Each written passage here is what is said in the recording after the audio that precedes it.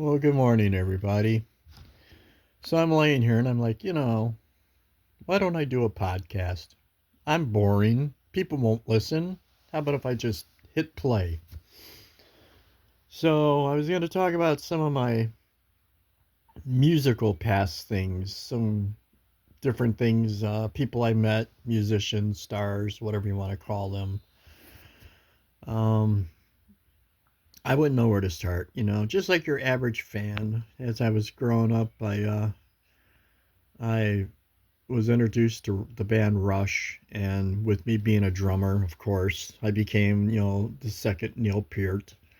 I had to copy and learn everything he played, and started going to concerts and stuff. And one time, me and this other drummer, we went to a Rush concert at the Rosemount Horizon. This was in Chicago. Pretty sure that's the name of it. It's changed now. Now it's some credit card name or something. You know how these companies do. Like the Sears Tower, which used to kind of sound cool, is now like the Willie Tower or the Willis Tower. The fuck? you know? So, anyway, after the show, we're like, we're going to get backstage. So, the this place is huge. It's like a huge auditorium. You imagine a basketball, whatever, that's like, 20 times bigger.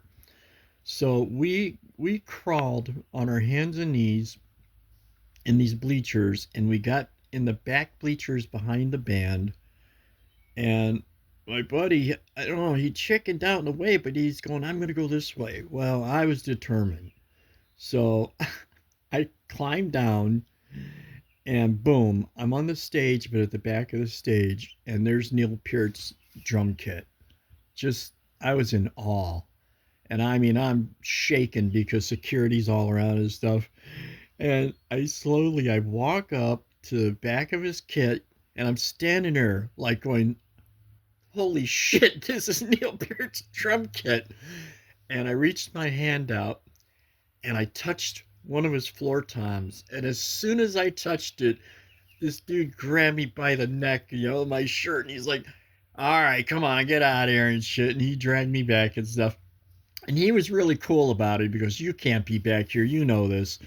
So, he just let me go. I walked away and I went up to my buddy, and my buddy was like jumping up and down. I saw you, man. I saw you. Did you steal a drumstick? I said, no, but I touched his floor tom. And oh my Lord, you know what I mean? That just like blew me away.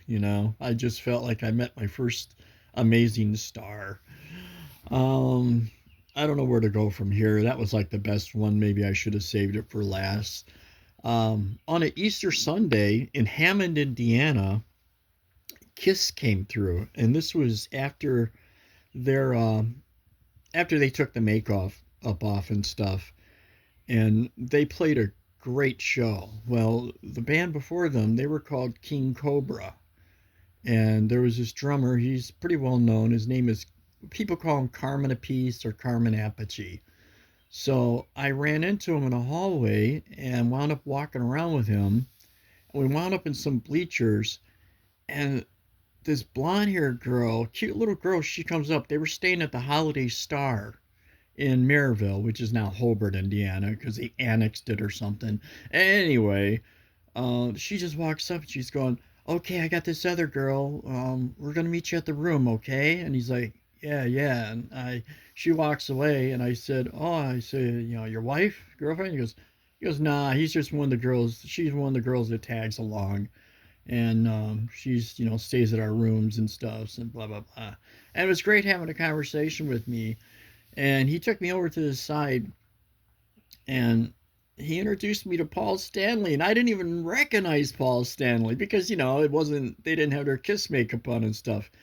And I shake his hand and we're talking and stuff. And as soon as he opened his mouth, I knew it was Paul Stanley. He had this laugh about him. You could just tell. So that was about that for that show. Gene Simmons was hilarious. That guy, he'd throw a baseball cap on his head, and he would flip it up and balance it on his nose and then toss it back up onto his head again. I mean, it was a fantastic show. And this was like just at a real small venue, Hammond Civic Center, probably holds maybe 2,000 people. And it was a great show to see a band like that.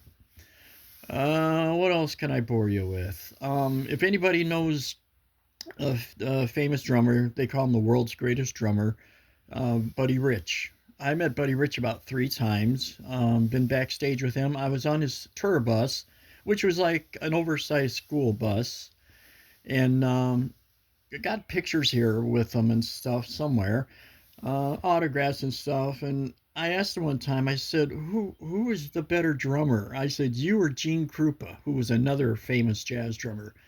And he laughed. He said, that Gene. He goes, "I'll tell you something, though." He goes, "Gene gave me a run for my money. I'll tell you that."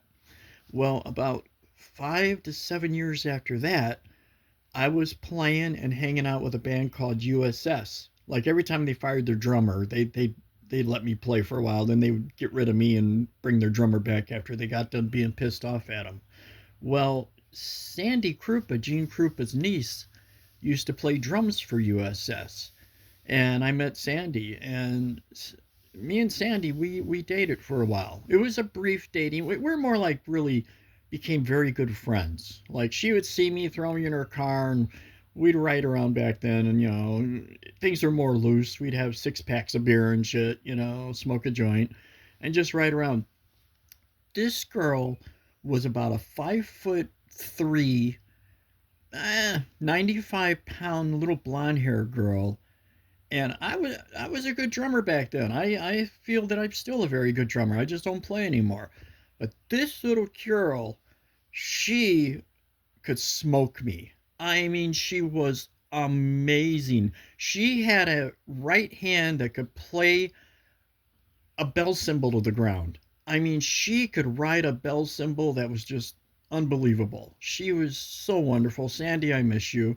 She's passed away. Another tragic loss of the rock and roll lifestyle. So I went on to play with other different bands and stuff. I mentioned in one video I put out, I started playing at the Trump Casino in East Chicago, Indiana Harbor.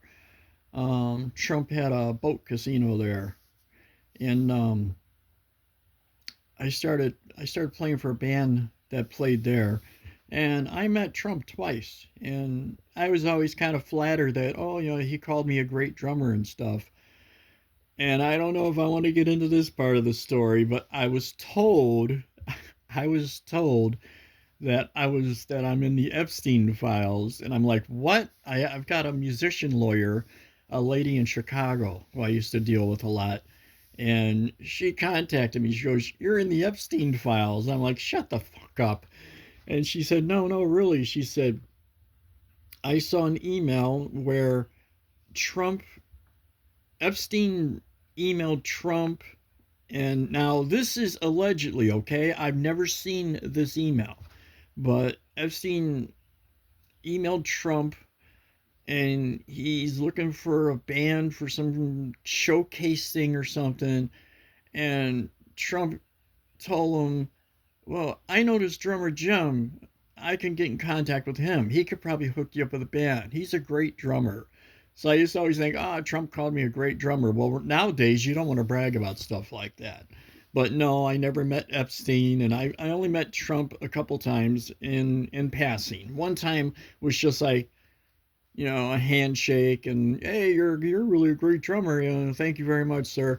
And then the second time we didn't really speak. It was he looked at me kind of, how Trump does that finger point and smiles at you. He kind of did that and he waved and I waved at him and stuff. So that was like no big deal. What else? I've done some different recordings. I worked with, if everybody knows, I cannot think of his name. It's been so long. Oh my lord, it will come to me. But I worked with the violinist from the band Kansas through a friend of mine. This friend of mine was doing a studio project, and he wanted me to do some percussion stuff. So I went and did some percussion stuff on his tracks, and then I cannot believe I can't. Right now, I'm just like being all blah because it's morning time. I can't think of the guy's name, and I know his name very well. It's just passing over my head. But anyway, fantastic violinist. He did a great job on the songs, and I never saw any money from that thing. But I used to play out all over Northwest Indiana and Chicago, pretty much killing myself, playing, five to 7 hours a night, 5 days a week. The money was great. It was all cash. And met a lot of musicians, saw a lot of crazy things. Oh man, a lot of crazy things. But the sad part, I'm gonna wrap this bragging myself about myself up because I know it's boring. But the sad part of it all is I've really lost some dear friends, and basically just the rock and roll lifestyle. Very sad. I miss them dearly. Guitar player Bernie Kuzma from USS Band, amazing writer, amazing musician. I wished he was alive today. I really miss him. On a quick funny note, when we used to do shows in the bands, I was in heavy metal bands and country rock band, you name it. If there was money involved, I was there if I had the offer. But I remember playing for a heavy metal band, and when we would do shows, we'd wind up at different hotels. We used to grab the candy machines from, like, the stairwell and stuff. They'd have like the candy bar machines, and we'd tilt them on the side and we'd slide them all the way down to the hallway in our room, and then we'd like set them up in our room, and we'd just like be buying snacks all night long or having little groupies buy our snacks for us and stuff. In a way, I want to say I wouldn't change a thing, but I would change a lot of things if I could go back. I would have took things more seriously. I had some opportunities that I just totally passed up, and the musicians went on to do some bigger things. And but that's just how it is. You make good decisions and bad decisions in life. But I just wanted to share that stuff with you, and I hope you enjoyed. And I hope you all are doing good. Y'all, please have a great day. It's going to be a beautiful day today. Stay safe, stay blessed. Peace.